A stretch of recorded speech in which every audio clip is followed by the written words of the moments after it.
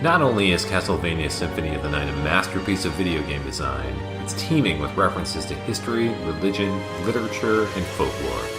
This is the Annotated Symphony of the Night. You might not recognize it yet, but welcome back to the Keep. We're not sticking around though because we have a lot to clean up, so let's get moving.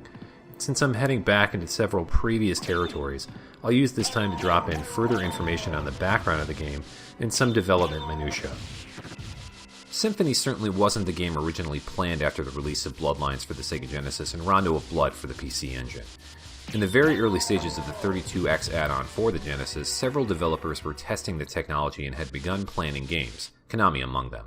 After rumors appeared in contemporary magazines such as Die Hard Game Fan and Game Players in the mid-90s, a patent in the U.S. Patent and Trademark Office surfaced for a game called Castlevania The Bloodletting in 1995, and a small advertisement for the game was found in a brochure for that year's Consumer Electronics Expo.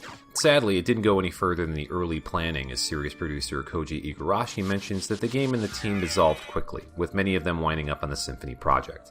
Over the years, 3 character sprites have surfaced that give a little indication about the direction of the game.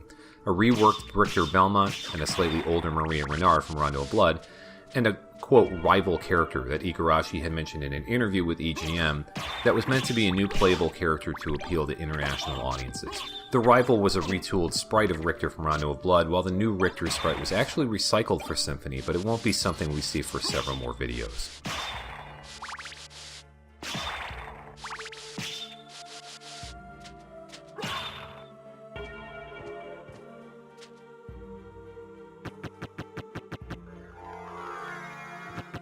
This one corridor is where all our hard work pays off, as we need the Spikebreaker armor, the Form of Mist, and the Jewel of Open to access yet another conversation with our friend Maria. So, did you find Richter? I don't know if he's the one you're looking for, but I found a Belmont. Really? So he is here? But the one I saw was the enemy. He was the lord of this castle. That can't be true. You're wrong. I must go now. Behold the Silver Ring, which is used as the final part of a puzzle to properly complete the first castle. Its in-game description is a clue to where it should be used, and when combined with its counterpart, the Gold Ring, which we found in the underground caverns, cobbled together reads, "Where in Clock Tower?"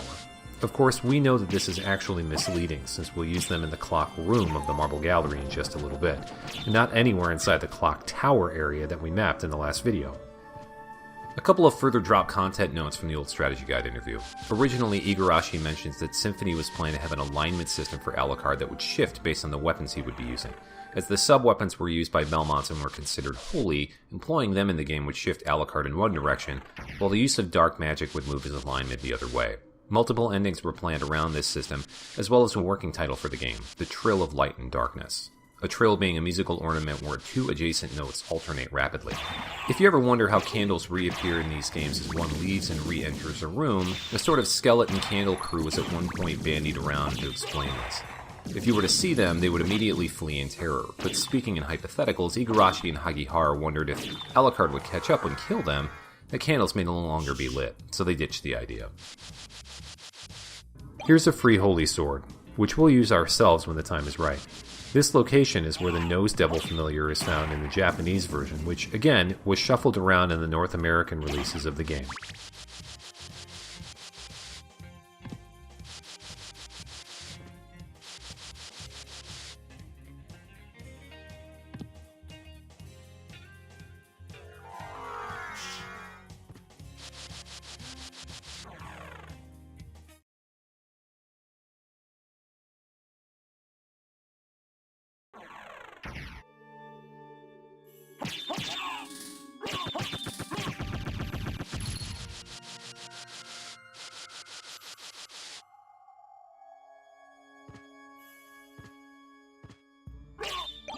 We couldn't get these previously, but there are quite a few free items atop this staircase, starting with a free Morningstar weapon.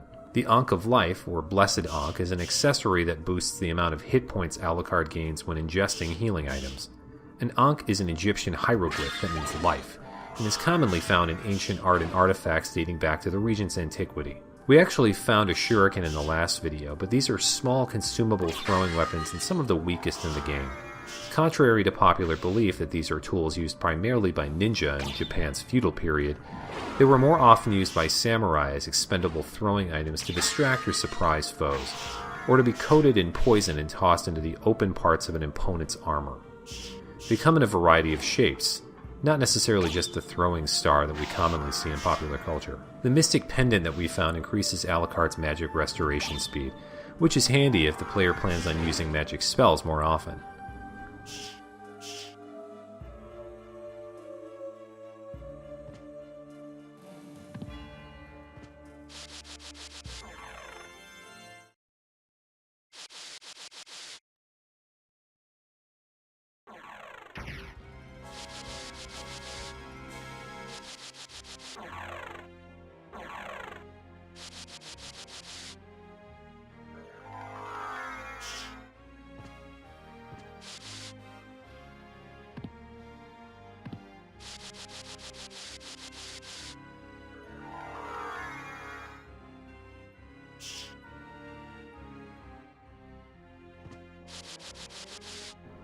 Here we have the versatile Bat Familiar.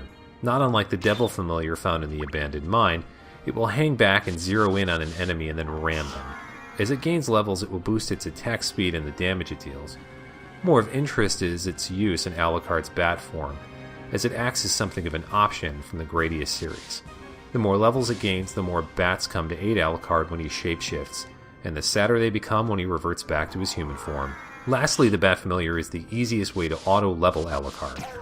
If he stands on a platform away from the infinitely spawning zombie enemies in the entrance, the Bat will quickly do his dirty work for him. But at the point you're at when acquiring this sidekick, the enemies will only give 1 experience point per kill, which can make it an hours-long process to get even 1 level. Here's another one of the weapons rooms in the game, but notice how it curiously lacks the stopwatch sub-weapon. No matter, the skill of Wolf is found here, which is an item that allows the Wolf form to instantly charge with a fireball motion, which will then be noted in the spell list as the Wolf Charge. This item also allows the Wolf form to swim with a button press, which will come in handy a few videos from now.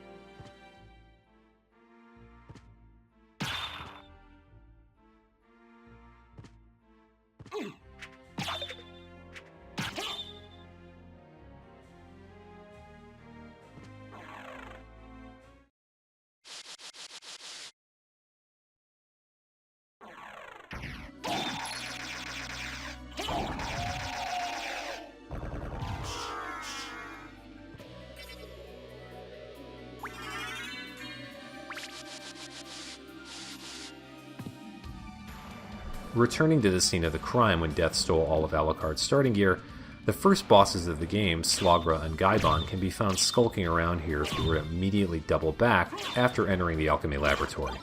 It's a challenging fight between the 3 of them in this confined space, and after dealing enough damage, you make a run for it for the boss room where you can eventually kill them for good. It can be read as a neat little bit of visual storytelling actually, since these are often seen as Death's chief's lieutenants in other games, and he must have sent them after you when you first ran into him.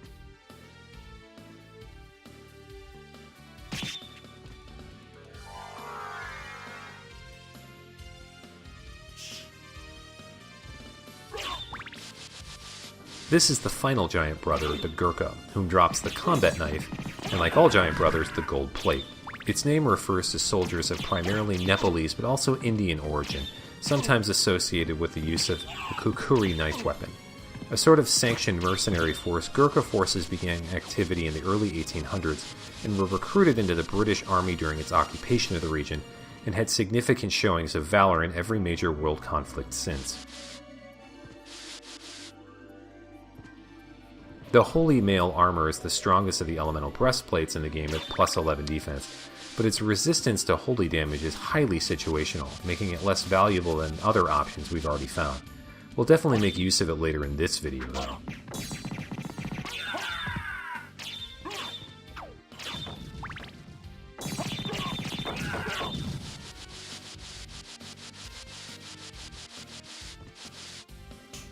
In the first video I mentioned that the most obscurely hidden chamber in the game is found here, and I wasn't kidding. By flying through this giant rock as a bat and then walking back through as a wolf, the wall at the bottom left corner will open for us to find a life apple and a jewel sword. How people found this without mining through the game's code is totally beyond me.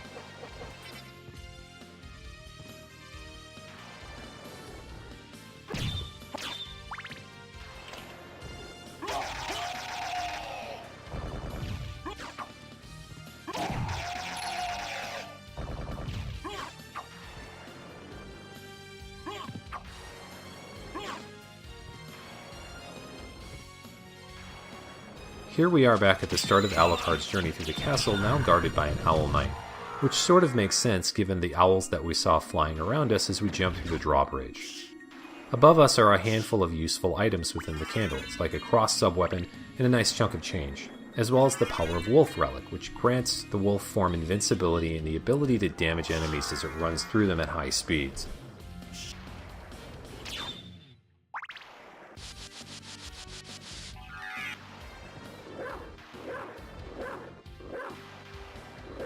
Let's talk about Alucard. At least in this series, he first appeared in Castlevania III Dracula's Curse for the NES. Much like the early games, his name is a reference to the wide stable of Universal Studios horror movies from the 1930s and 40s, specifically the 1943 film Son of Dracula starring Lonnie Chaney Jr.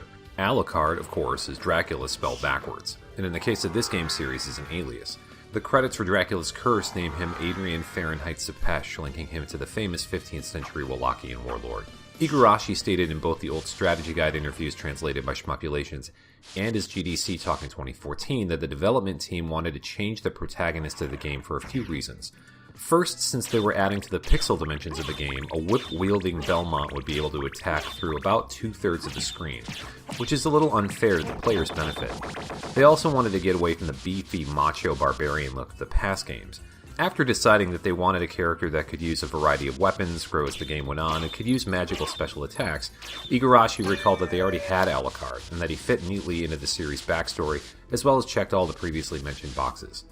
From a design standpoint, the developers were already way past the early game's complete reliance on kitschy horror movie references, so they decided to move Alucard away from his past appearance as a sort of Bela Lugosi figure. For the sake of this game, they also needed to give him something of a personality, which wasn't exactly evident in Dracula's Curse. Since the story of Symphony involves a half-human side due to a mortal mother, his famous vampire father, and a rather stoic, aloof demeanor, he shares many similarities to Hideyuki Kikuchi's Vampire Hunter D, a character famous from novels, manga, and anime. This isn't a coincidence. In the 2014 GDC talk, Igarashi slyly mentions that he's a fan of Hunter D when describing Alucard's design. The specter of Kikuchi's half-breed vampire hunter had been hanging over the series before Symphony, though. A 1994 interview with the development staff of the Sega Genesis game Bloodlines from Beat Magazine, recently translated by Schmuckulations 2, name drops him as an influence as well.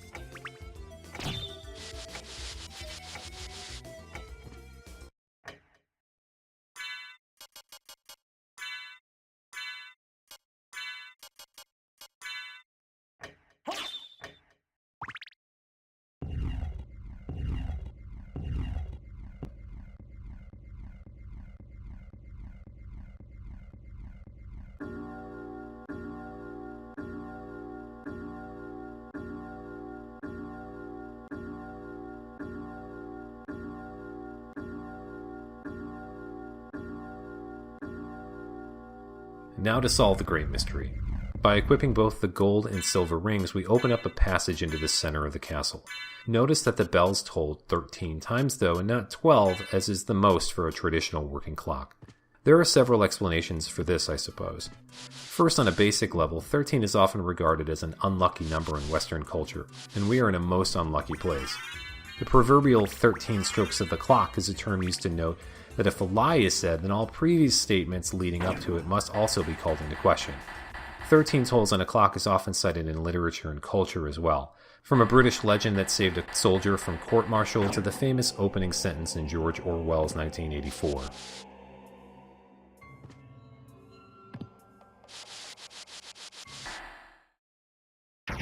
Alucard? That voice, Maria? I'm sorry. You were right. He has joined forces with the enemy. So it was a Belmont after all. But someone must be controlling him. Whatever we do, we can't harm Richter. But he must be stopped. I know. Well, here. Take these with you. What are these? If you wear these, you can see beyond evil illusions. Thank you. 'Tis best then if you pray for the soul of your friend. This is our final conversation with Maria before the end, and she bestows on us the final piece to solving the first castle and keeping Richter alive. The PSP version of the game, included as an unlockable in the Dracula X Chronicles, alter this encounter so that you fight with Maria. Well, there's no way to tell if this battle was originally planned for this version of the game that we're playing. Conflict with Maria was definitely in the cards from the beginning. Through data mining the sound files, intrepid internet users found dialogue for a potential boss battle with Maria that was never completed for the actual game. I'll play that audio now. Wait! Don't hurt Richter anymore! Maria? Richter! You saved me!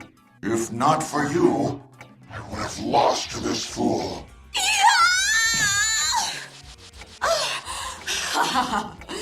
For demons, I hold you to your oath. Defend your master who commands you. Such power in such a little girl.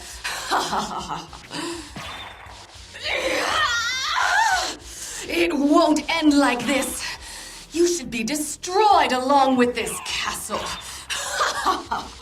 It's over, but the sacrifice was great. Maria, Richter, I did not wish for you to die. Such is the fate of mortals. I'm certain that some dark force was behind Maria's transformation, but it doesn't matter now.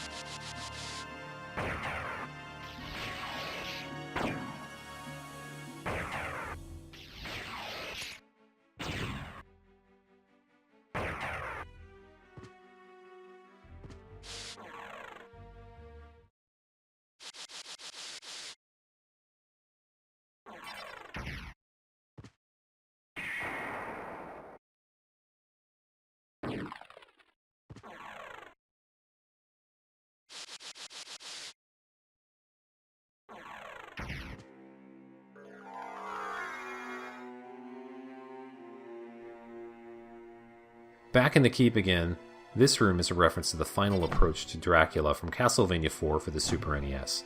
Like the Warp Room, also notice the lion motifs.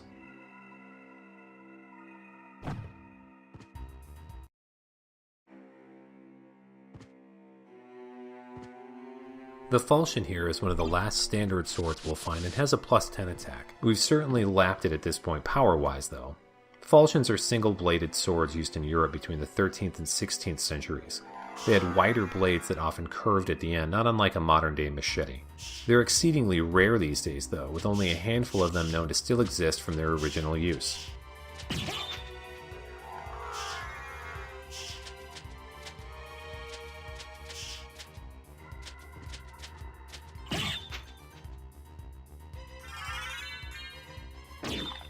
After going through the hassle of flying around these enemies, we find ourselves the Power of Mist, which grants Alucard's Mist form infinite flight at the cost of a substantial amount of magic per second.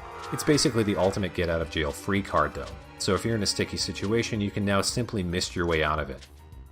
Found in a strategy guide interview recently translated by Schmopulations, the very early stages of the scenario writing had a few attempts to make Symphony a sequel to Bloodlines for the Genesis and not Rondo of Blood. Having painted themselves into a corner somewhat with Bloodlines change away from a Belmont protagonist, an early plan was to have the main character be either John Morris or his descendant, with the last living Belmont as the final boss. whom would officially pass the vampire hunter whip to him upon their defeat. This same interview mentions how further historical figures were also planned for either this unused plot or what became Symphony: Giles Dorais and Elizabeth Bathory. Dorais was a leader of the French army born in 1405 and a soldier at arms with Joan of Arc. He's most famous for being a confessed pedophile and ritualistic killer of children before being executed in 1440, though further research calls into question the validity of these claims and that his public trial was a political killing. Bathory is a more interesting character in the context of the Castlevania series, though. A Hungarian countess born in 1560, Bathory was one of the most prolific serial killers in history, having supposedly murdered more than 600 young women over a 20-year period. Along with her accomplices, she was eventually brought to trial and died in brutal solitary confinement in 1614. Due to her innumerable killings in an ancestral home close to Transylvania, though, Bathory's life inspired numerous legends and folklore that she bathed in her victims' blood to stay young, or was an outright vampire, further inspiring other characters in popular culture, like Elizabeth Bartley from Bloodlines. This is our last familiar, the Ghost. Something of a slow, methodical attacker, the Ghost will target and fly into an enemy for magical damage. As it gains levels, it will absorb enemy hit points and heal Alucard with them, as well as become slightly more aggressive. Inverse to the Bat familiar, though, Alucard turning into a bat himself will confuse the Ghost and make it wander off. Remember this stairwell from Richter's fight with Dracula? Inside this time are some defensive and life-refilling consumables, as well as the Platinum Mail, which boosts defense by +10. This makes it just a bit less powerful than the Spike Breaker that we're wearing.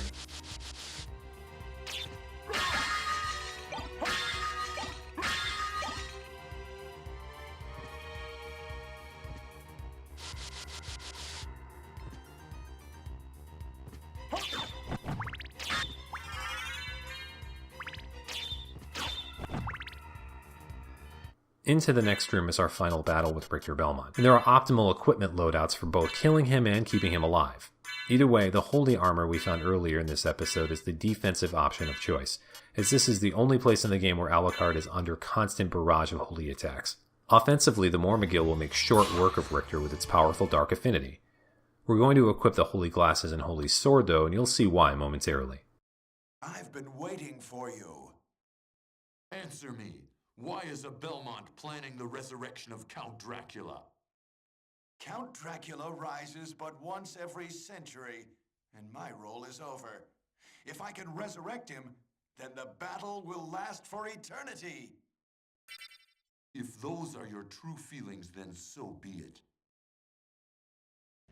With the holy glasses equipped, we can perceive the floating orb above us and attack it, which will cause the game to move into its next phase.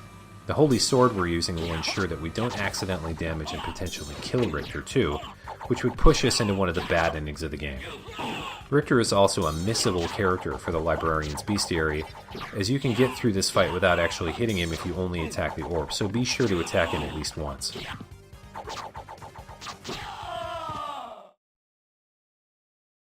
You've defeated me, but all is not yet lost. The resurrection of Count Dracula is at hand. This is where we'll leave this episode.